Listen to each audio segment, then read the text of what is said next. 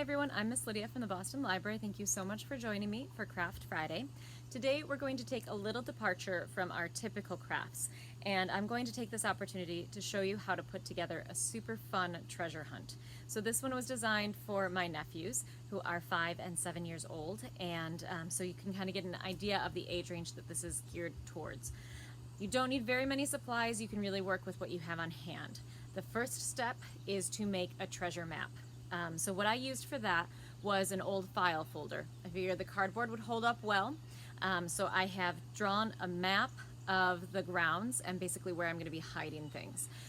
So I've decided I'm going to be hiding a set number of clues that will lead them to the location of the final treasure.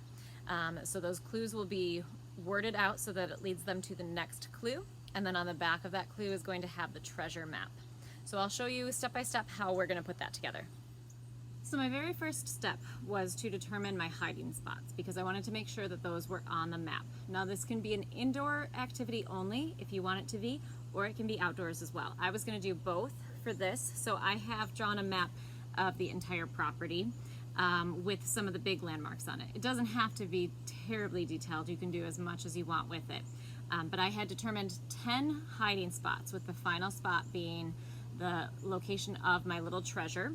And so in order to do that, what I'm doing is actually cutting out 9 pieces. So they'll have to find 9 pieces of the map. They'll have to put the map together, and then that final piece of the map that they find in the 9th location will have the X on it that will show them where to look for the final treasure.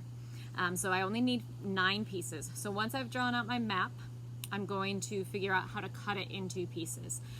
So I have really freehand cut it into different pieces here. Now if you want to make this a little easier for the kids, you can make sure that the back of your clue also has a picture of the location that they're looking for.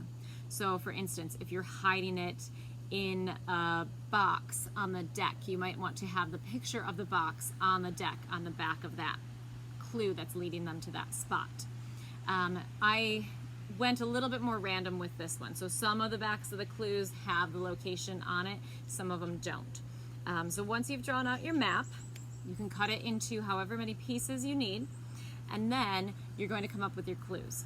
So on the back of each piece of my map, I've written a clue to lead them to the next spot.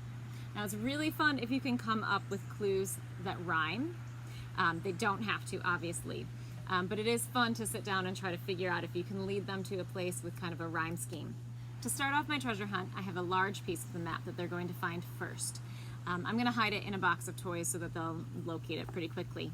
And it reads on the back, it says, "If you found this note, you're on your way. This could be your lucky day. There's a treasure at the end to split between 2 little friends. Don't delay.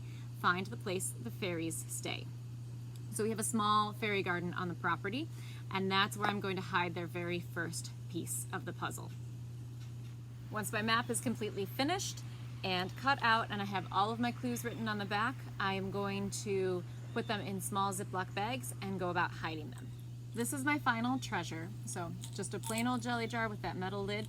I found an assortment of coins, different types. I did have some of those gold Sacagawea dollars that I thought I'd use, some little seashells, dice, just a random assortment. Because they are going to be working on it as a team, I did make sure that everything in the jar was equally divided so that they will get an equal amount at the end. I wanted to make sure of that. The other option that you would have is to bury 2 treasures. If you're, or however many kids you have participating, make sure that there's enough for them to each get an equal share at the end. My first clue is going inside of a box of toys. It reads, "If you found this note, you're on your way. This could be your lucky day. There's a treasure at the end to split between 2 little friends. Don't delay. Find the place the fairies stay." My next clue is going to be hidden, of course, by the fairy house. This one reads, "You found your first clue, but there are many more. There's a chair made of rope with a stump nearby. That's the next place that you might try." And I'm going to stick this bag right underneath that rock. Here's my rope chair. There's my stump. I'm going to hide the next clue right underneath that, again poking out just a little bit. And this one reads, "In a room full of books, look for one that cooks. My next clue is going on a bookcase. I'm going to make sure, because of the way the clue read, that it is the only cookbook on that bookcase. And then inside of this book, I'm going to hide the one that reads, "There's a place that has wheels, but not a single car. Prepare yourself, the walk is far. In a building of wood, look inside, a box mounted on top of a tractor that rocks." Here we are in the garage, which has not been used to store cars for a long time. But here's our tractor, here's the box on the back, and that's where my next clue is going to go. And this one reads, "Your journey is half over, you might want a snack. Head to the woods, think of a place way out back." Here's our picnic spot in the woods, and I'm going to hide this next clue in the crook of that tree. And this one reads, "In the barn, there's a room filled with pots. This is where your clue is not. Check the small room to the side. This is where your clue will abide." Here in the tool shed room off to the side of the barn, I'm going to hide the next clue. This one reads, "Go to where the water flows, but make sure you watch out for trolls." Here's the bridge that runs over the stream. You can see they have a little toad house there. That's where I'm going to hide the next clue.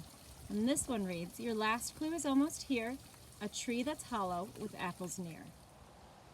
Here's our old hollow apple tree. This is where the very last clue, the last piece of the treasure map goes. This one reads, "You now have all the pieces of the map. Put it together ASAP.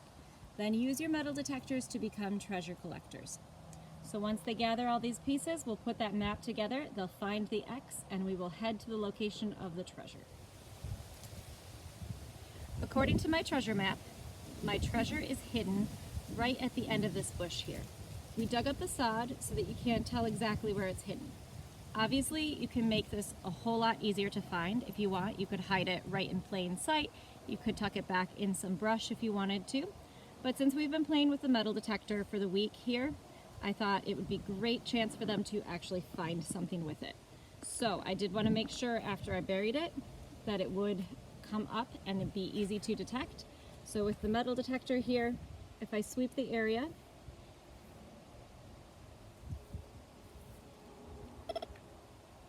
you'll start to get a beep. You may want to do a general sweep of the area around where you're going to bury it too. Make sure you don't get any other hits in the same spot that would confuse them. We did find one over here that was pretty strong that we might check out later, but we didn't want to dig it up just so that the ground wasn't disturbed around it. We figured maybe once they find their treasure, we check out what this one is, or maybe we'll find two treasures tonight. I hope you enjoyed the creation of our treasure hunt. If you have any questions, please comment below and we will try to help you out.